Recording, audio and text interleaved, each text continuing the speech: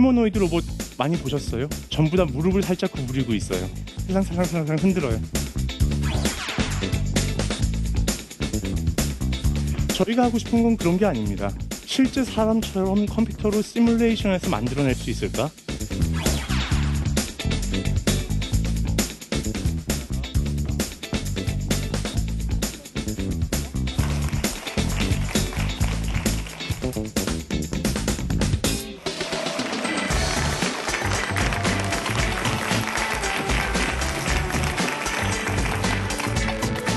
쉽고 재미있는 과학 이야기 사과나무의 저는 유시연입니다. My precious 하면 혹시 뭐가 떠오르세요? 잘 알고 계시네요. 그렇습니다. 반지의 제왕의 골룸이죠. 이 골룸은요, CG 컴퓨터 그래픽으로 만들어낸 캐릭터라고 합니다. 게다가 요즘 만화, 영화, 애니메이션을 보고 있노라면 정말 사람이 움직이는 것처럼 너무 자연스러운 움직임으로 이 캐릭터들이 움직이는 걸 볼 수 있는데요. 과연 이건 어떻게 만드는 걸까요? 이 자연스러운 애니메이션의 비밀을 오늘 강연자께서 여러분들께 밝혀드릴 겁니다. 서울대학교의 이재희 교수님, 여러분 큰 박수로 맞아주시기 바랍니다.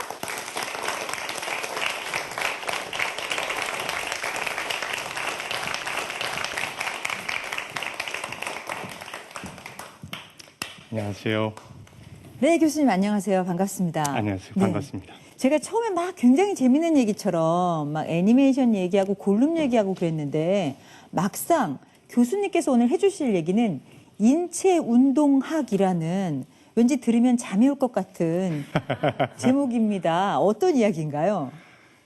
실제로 방금 말씀하신 영화를 제작한 것하고 밀접한 관련이 있는 연구 주제입니다. 말 그대로 사람은 어떻게 움직이는가를 연구하는 학문이죠. 사람이 뛰고 걷고 균형을 유지하고 춤추고 운동하는 모든 그 과정들이 일어나는 어떻게 그런 움직임이 만들어지는가를 연구하는 분야입니다. 그런 거는 몸치만 아니면 잘 움직여지는 것 같긴 한데 어쨌든 학문적으로는 어떻게 되는지 오늘 교수님 강연을 통해서 한 수 배워보도록 하겠습니다. 박수를 청해 듣죠?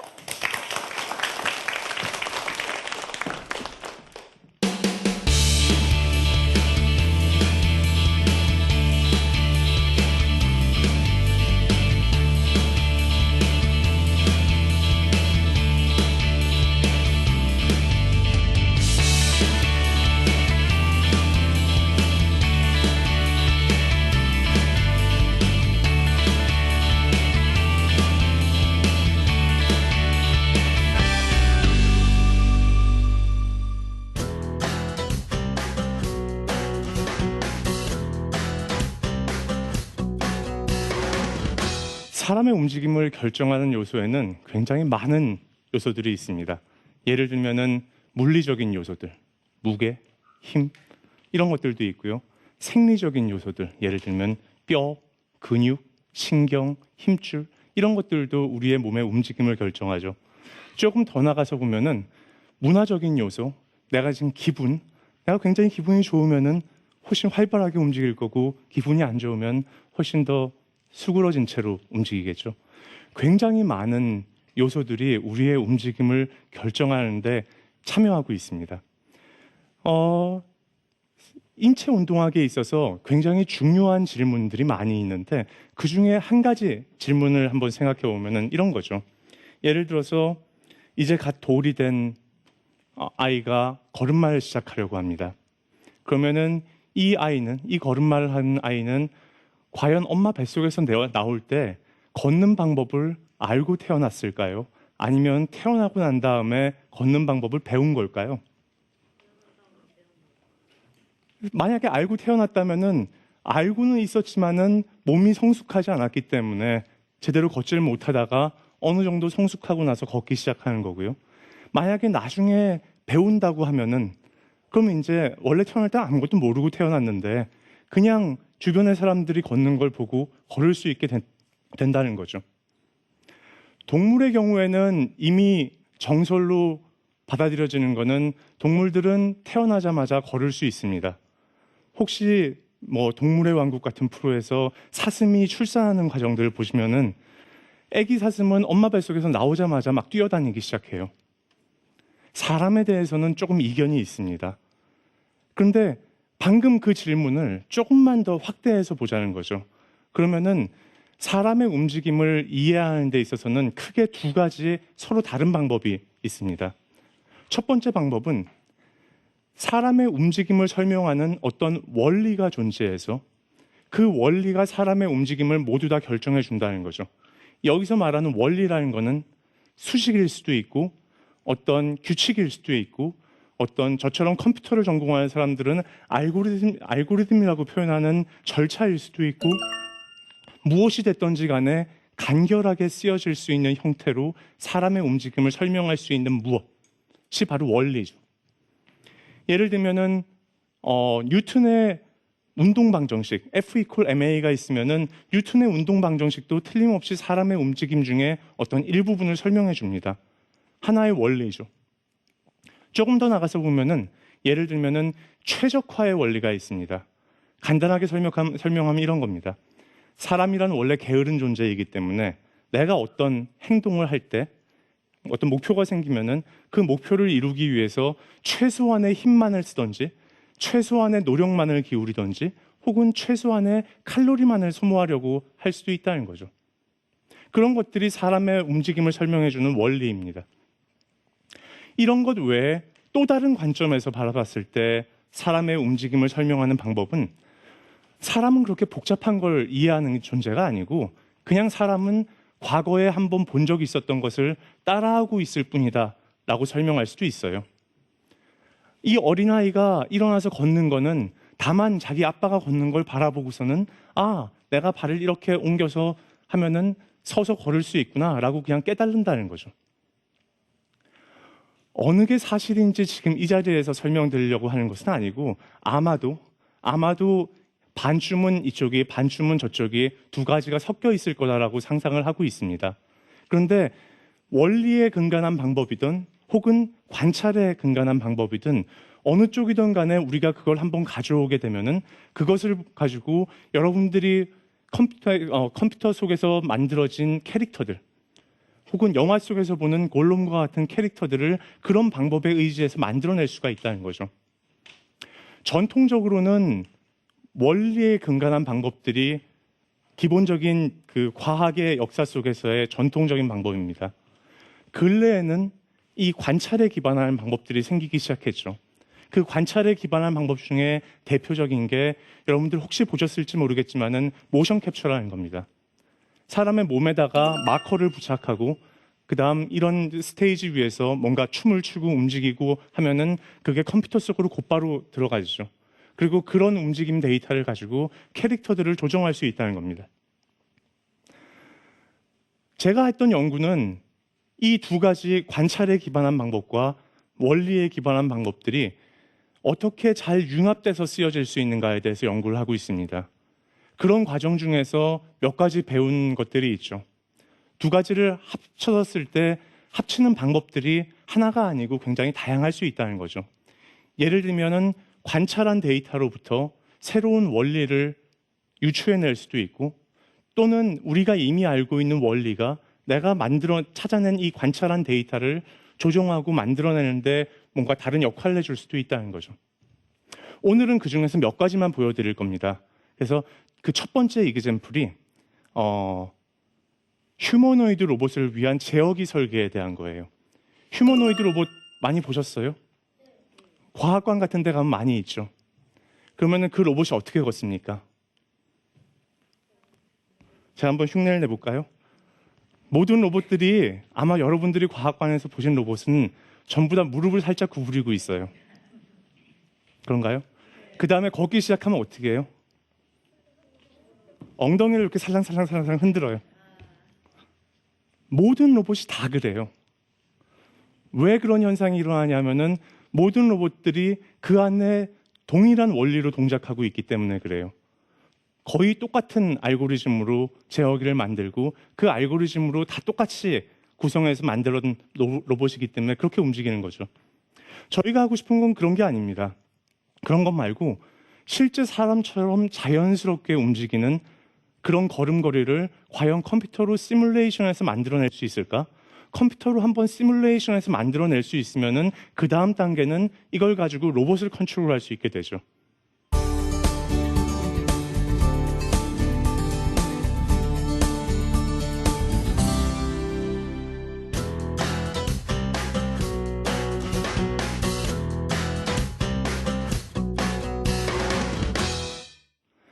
왼쪽에 보시는 것은 실제 사람의 움직임을 모션 캡처한 데이터입니다.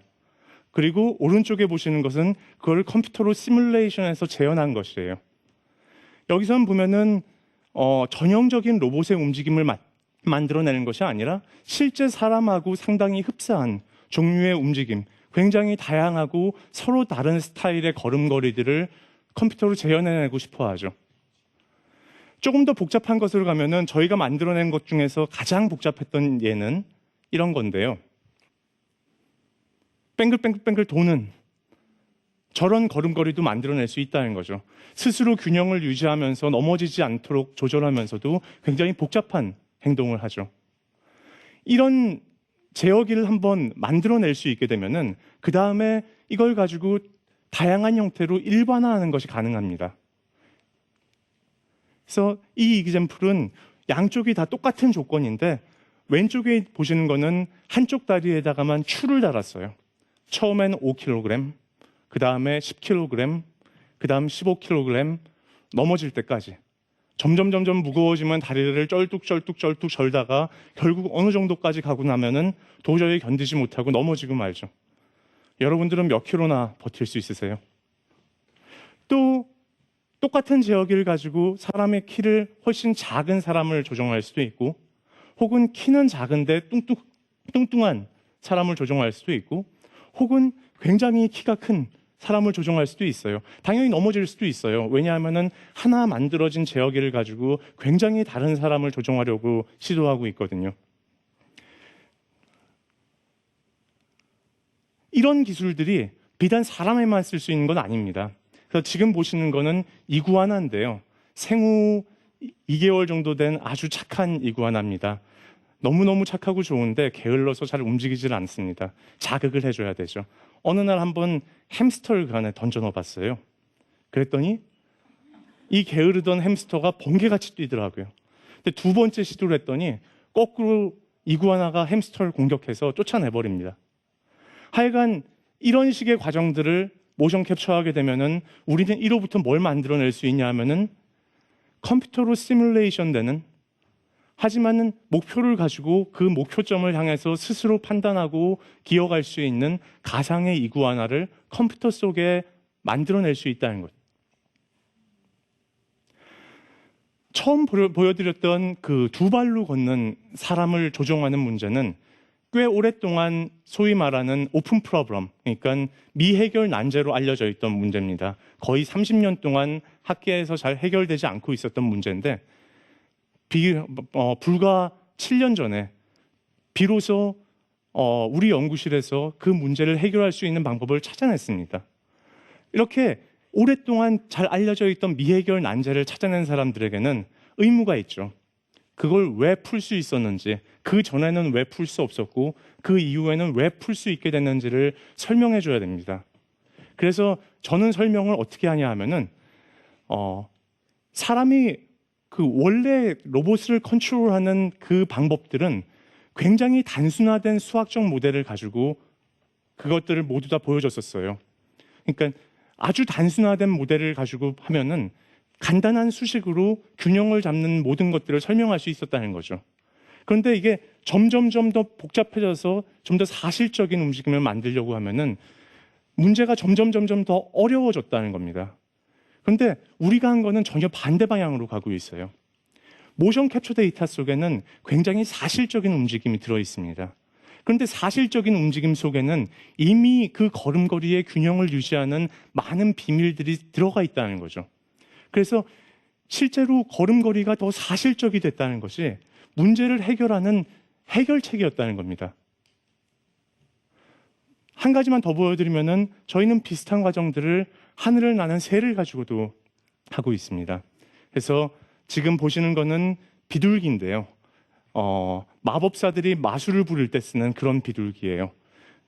이 비둘기 위에다가 지금은 화면에 잘 안 보이는데 조그마한 마커들이 촘촘하게 붙어 있어요.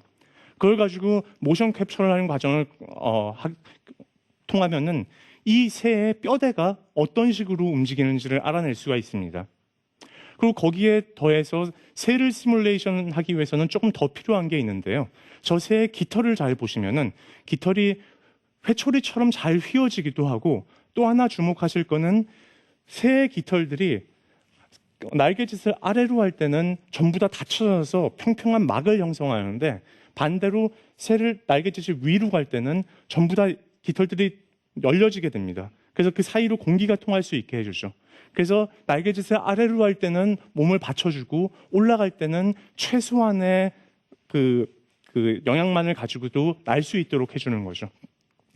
이런 모든 과정들을 컴퓨터로 잘 모델링하고 시뮬레이션하는 과정을 거치면은 이걸 가지고 하늘을 나는 새를 위한 제어기를 만들 수가 있습니다. 그것이 이런 것이죠.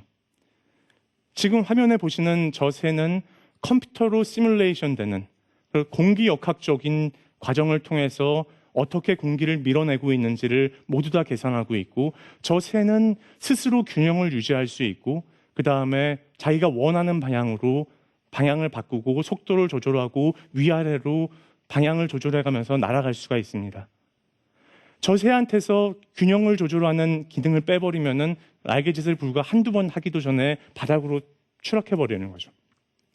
그래서 이런 관찰한 데이터가 굉장히 복잡한 사람 혹은 동물의 움직임을 재현하는 데 꼭 필요한 제어기를 설계하는 데 도움을 줄 수 있다는 겁니다. 여기에 덧붙여서 저희가 더 가고 있는 것은 이런 인체 운동학의 연구 결과를 의료 분야에도 활용해서 사용하고 싶어 합니다.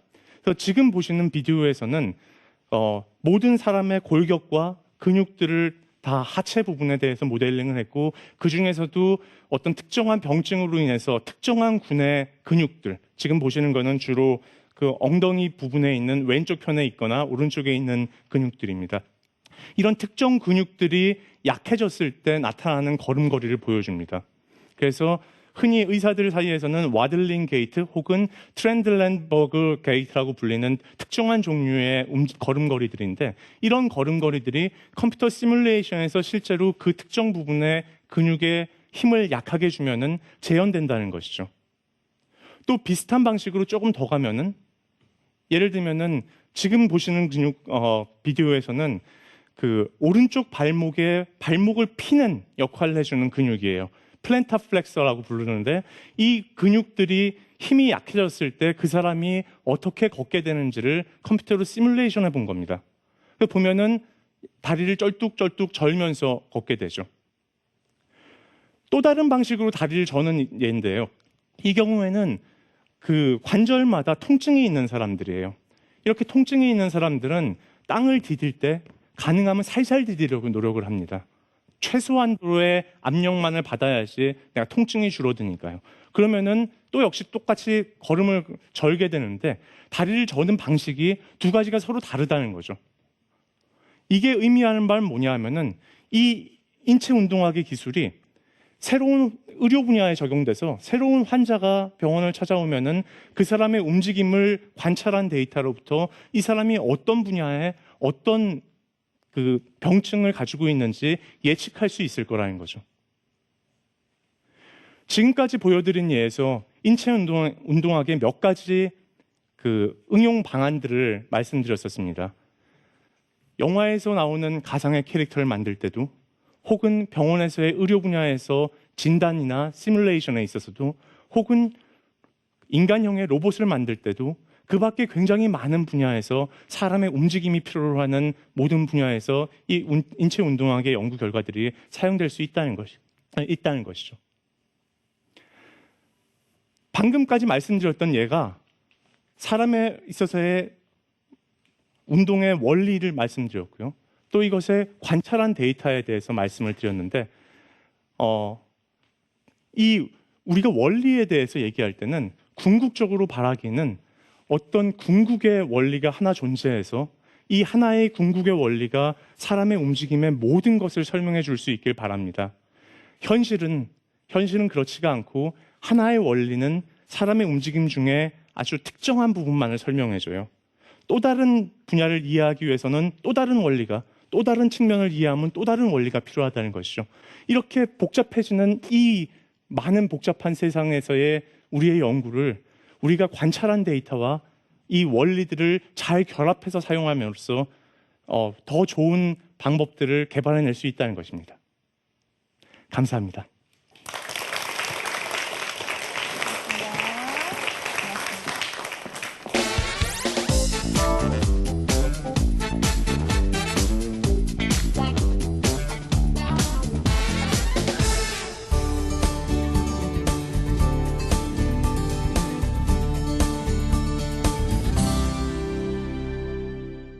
네, 이재희 교수님 강연 잘 들었습니다. 예전에는요, 왜 로봇 댄스라고 혹시 기억나세요? 네. 하면서 약간 이렇게 부자연스러운 움직임이었는데 앞으로는 사라지겠어요. 로봇이 인간과 똑같이 움직이다 보니까. 맞습니다. 저희의 연구 목표 중에 하나가 로봇의 그 전형적인 움직임 대신에 사람처럼 자연스럽게 움직이는 로봇이 등장하길 바라는 것이죠. 그렇군요. 자, 이제 방청객 여러분들의 질문 한번 받아보도록 하겠습니다. 자, 로봇과 인체 운동학에 대해서 궁금한 분은 손을 들어주시기 바랍니다. 아, 맨 앞에 계시는 여성분께서 손을 드셨네요. 병원에서요.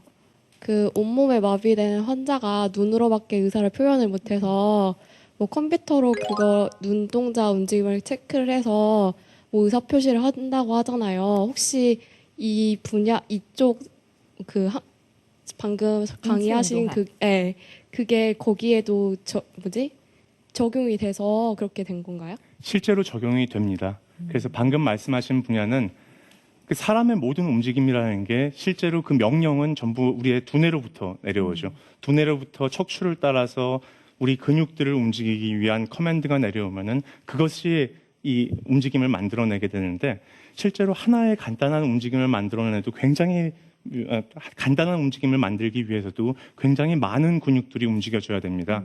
그래서 사람이 생각이 어떤 움직임으로 가는지를 이 매핑을 찾는 문제, 그 다음에 그 명령이 다시 근육들로 내려가는 이 관계를 찾는 게 지금 우리가 가지고 있는 가장 큰 과학적인 문제 중에 하나입니다.